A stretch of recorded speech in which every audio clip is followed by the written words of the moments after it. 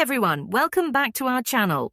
Today, I'll show you how to get Google Gemini on your Android device.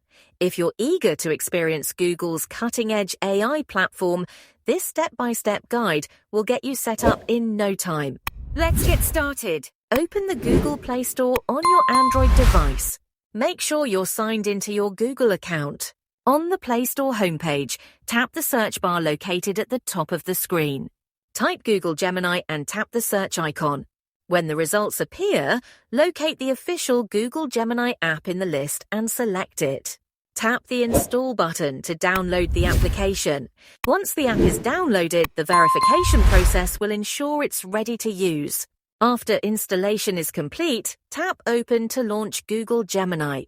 You're now all set to explore Google's AI-powered platform. If you found this guide helpful, don't forget to give it a thumbs up and subscribe to our channel for more tech tips and updates. Thanks for watching, and I'll see you in the next video.